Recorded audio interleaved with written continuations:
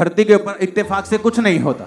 एक बात अगर आप मेरी आज समझ लें, जिंदगी सफल हो सकती है आपकी। सिर्फ एक बात, वो ये है, पाप करने के बाद आपका डाउनफॉल कभी भी एकदम से शुरू नहीं होता।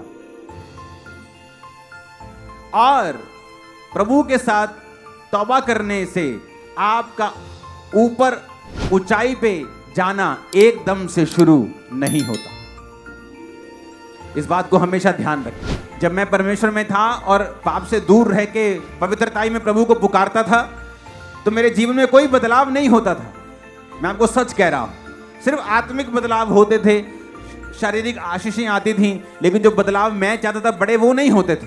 लेकिन वो हुए, एकदम से नहीं हुए, लंबा टाइम लगा, सालों लगे, वो बदलाव हुए। तो कभी भी अपनी रिसेंट अभी की परिस्थिति के हिसाब से मत पाप में और निराशा में गिरें, क्योंकि अभी फर्क नहीं पड़ेगा, लेकिन फ्यूचर में 100% पड़ेगा। अभी नहीं पड़ेगा। बड़ी बड़ी पदवियों पे, मिनिस्ट्रीज में लोग होते हैं, पाप करते हैं, उसी तरह से चलते हैं, उसी तरह से सब काम करते हैं, लेकिन उन्हें यह नहीं पता कि इसका असर एकदम से नहीं होगा। इसका असर होगा, इसका असर होगा 100% होगा, और जब होगा वो रिवर्सिबल नहीं होगा, उसको तुम रिवर्स नहीं कर सकते।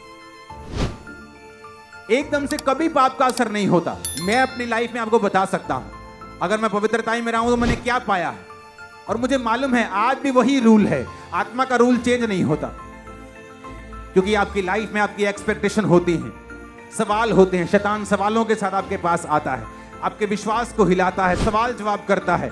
उस समय अगर आप शैतान की बात मान के गिरते हैं, या कोई गिरा जो इसलिए आप गिर रहे हैं, तो इसका मतलब आपने अब बीज डाल दिया।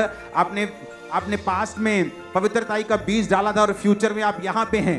अभी आप कैसा बीज डालेंगे फ्यूचर में, वो निर्धारित करेगा आप कहां पे होंगे। जीसस के टाइम के ऊपर जिन लोगों ने गवाही दी थी, जब पिलातुस ने कहा तुम जीसस को चाहते हो, तुम्हारे लिए छोड़ दूं कि एक डाकू को जो तुम लोगों का कत्ल करता है उसको छोड़ दूं।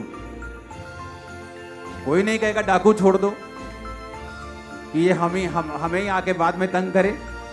यीशु ने क्या बिगाड़ा है हमारा? ये लोगों को अच्छी बातें ही बोलता है, लेकिन लोग बोले तू बरअब्बा को हमारे लिए छोड़ दे और यीशु मसीह को क्रूस पर चढ़ा दे।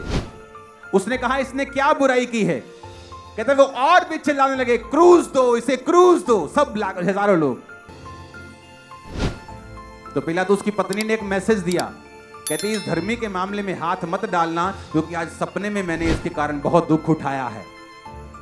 तो उसको मालूम था कि ये धर्मी पुरुष है, तो उसने कटोरा बुलाया और कहा मैं इस धर्मी के लहू से निर्दोष हूं। अपने हाथ धो लिए।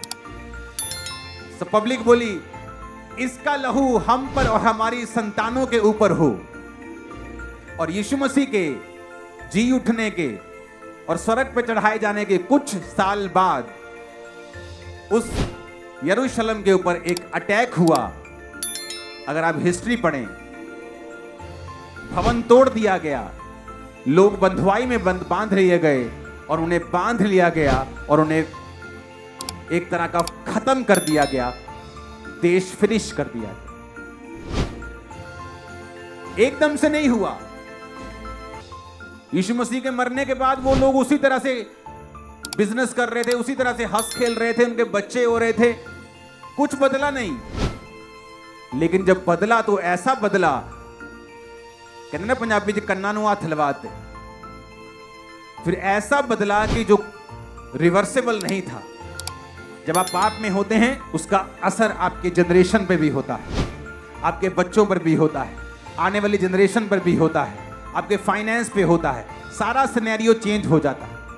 कई बार आप देखे होंगे, आप दो ट्रैक चल रहे हैं, दो रेलगाड़ियां चल रही हैं, अभी दोनों सेम ट्रैक चल रहे हैं, लेकिन आगे चल के हल्का से ही चेंज आएगा और दोनों की मंजिल पूर्व पश्चिम जैसी अलग अलग हो जाएगी।